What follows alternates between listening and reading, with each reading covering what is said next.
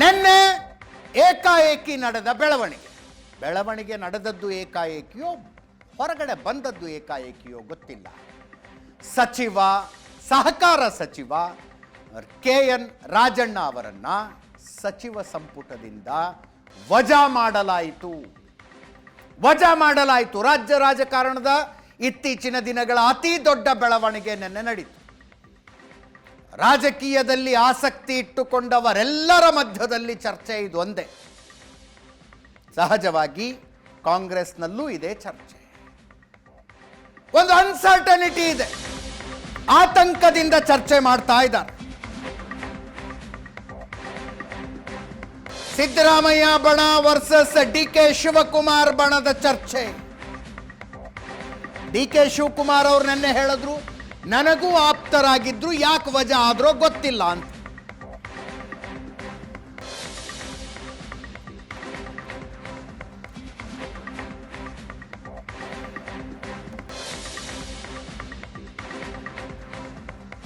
ಮುಖ್ಯಮಂತ್ರಿಗಳ ಬಣ ವಿಪರೀತ ಬೇಜಾರ್ನಲ್ಲಿದೆ.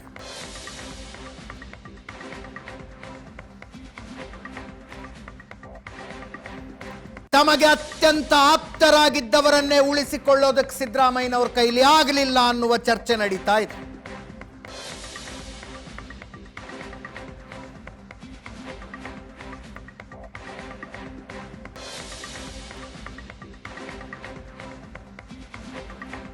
ರಾಜಣ್ಣನವರನ್ನ ಸಚಿವ ಸಂಪುಟದಿಂದ ಹೊರಗೆ ಹಾಕಿದ್ದು, ಅಂತಿಮವಾಗಿ ಅವರು ರಾಜೀನಾಮೆ ಕೊಡೋದಕ್ಕೆ ತಯಾರಾದರೂ ಕೂಡ ರಾಜೀನಾಮೆಯನ್ನು ಅಂಗೀಕರಿಸದೆ ವಜಾ ಮಾಡಿದ್ದು ನೇರವಾಗಿ ಸಿದ್ದರಾಮಯ್ಯನವರಿಗೆ ಆದ ಅವಮಾನ ಅನ್ನುವಂತೆ ಚರ್ಚೆಯಾಗ್ತಾ ಇದೆ.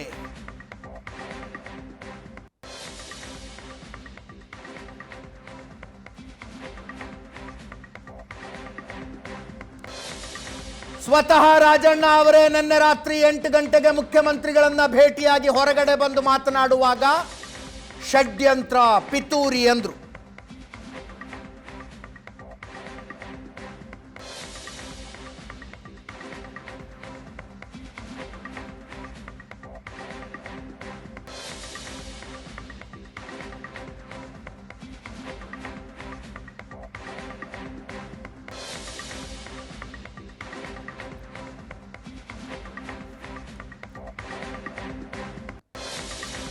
ತಮ್ಮ ಪರಮಾಪ್ತನನ್ನ ಹೈಕಮಾಂಡ್ನ ಕೊಡಲಿ ಏಟಿನಿಂದ ರಕ್ಷಿಸುವುದಕ್ಕಾಗಲಿಲ್ವಾ ಸಿದ್ದರಾಮಯ್ಯನವರಿಗೆ?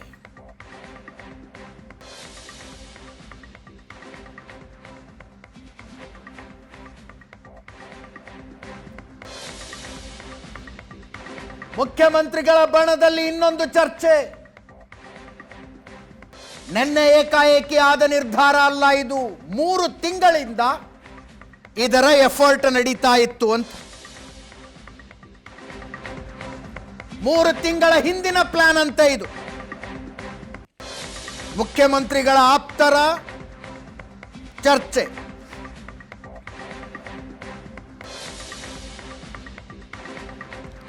KN ರಾಜಣ್ಣ ಅವರ ವಿವಾದಿತ ಹೇಳಿಕೆಗಳ ಅಷ್ಟು ವಿವರಗಳನ್ನು ಒಂದರ ನಂತರ ಒಂದರಂತೆ ದೆಹಲಿ ವರಿಷ್ಠರಿಗೆ ಕಳಿಸಲಾಗ್ತಾ ಇತ್ತು.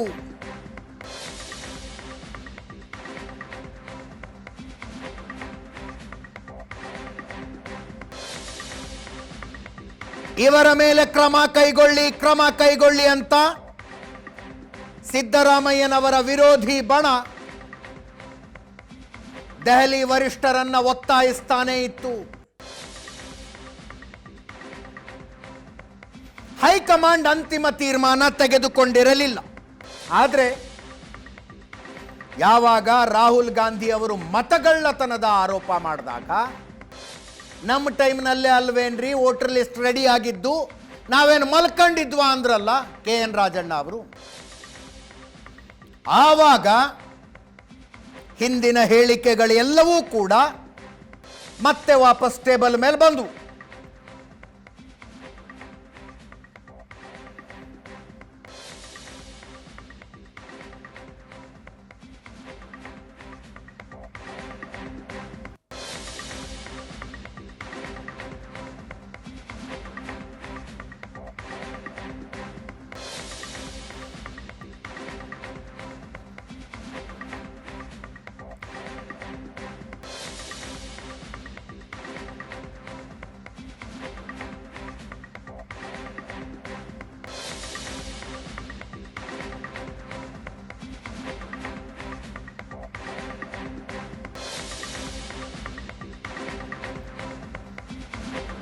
ಸಚಿವ ಸಂಪುಟದಿಂದ KN ರಾಜಣ್ಣ ಅವರನ್ನ ವಜಾ ಮಾಡಿರುವುದನ್ನು ವಿರೋಧಿಸಿ ಇವತ್ತು ಮಧುಗಿರಿ ಬಂದ್ ಮಾಡಲಾಯಿತು. ರಾಜಣ್ಣ ಬೆಂಬಲಿಗರು ಉಗ್ರ ಪ್ರತಿಭಟನೆ ನಡೆಸಿದರು.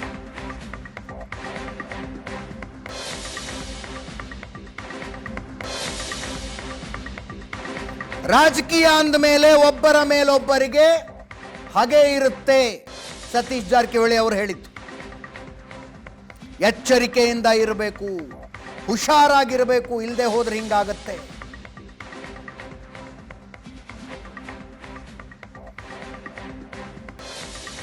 BK ಹರಿಪ್ರಸಾದ್ ಅವರು ಹೇಳ್ತಾರೆ, ಇದು ದುರದೃಷ್ಟಕರ, ಆಗಬಾರದಾಗಿತ್ತು. ಷಡ್ಯಂತ್ರ ಇರೋದು ಸಹಜ, ಇದನ್ನೆಲ್ಲ ಎದುರಿಸಬೇಕು. ಕೆಲವು ವಿಷಯಗಳಲ್ಲಿ ಹೈಕಮಾಂಡ್ನ ತೀರ್ಮಾನವೇ ಅಂತಿಮ ಅಂತ ಉನ್ನತ ಶಿಕ್ಷಣ ಸಚಿವ MC ಸುಧಾಕರ್ ಅವರು ಮಾತಾಡಿದ್ದಾರೆ.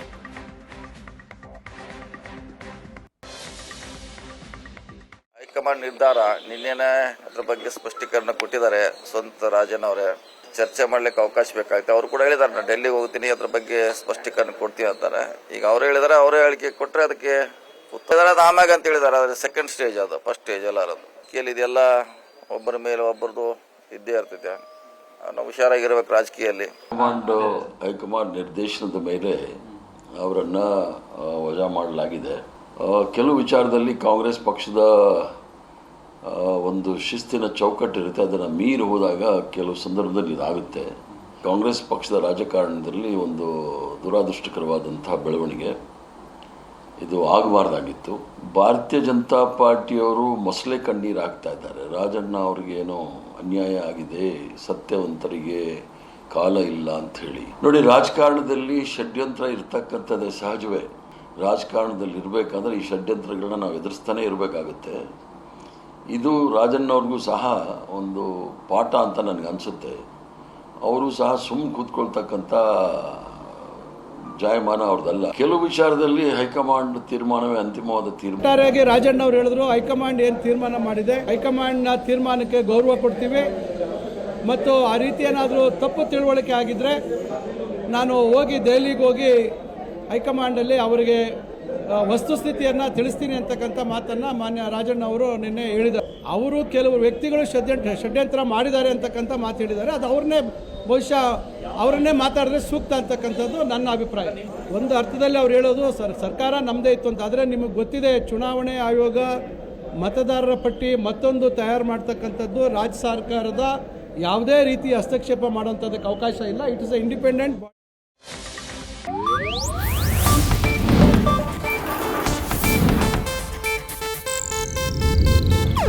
ಇದು ಏಷ್ಯಾನೆಟ್ ನ್ಯೂಸ್ ನೆಟ್ವರ್ಕ್ ಪ್ರಸ್ತುತಿ.